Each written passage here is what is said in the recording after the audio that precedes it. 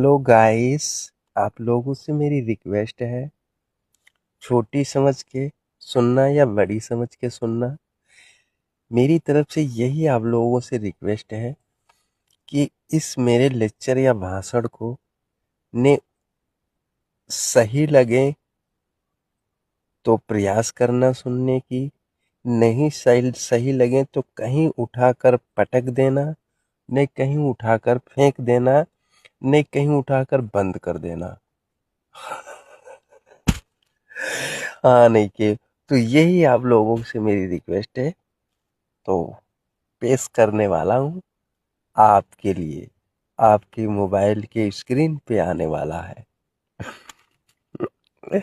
और सुनने की कोशिश करना। ओके, तो शुरू करें, तो स्टार्ट कर।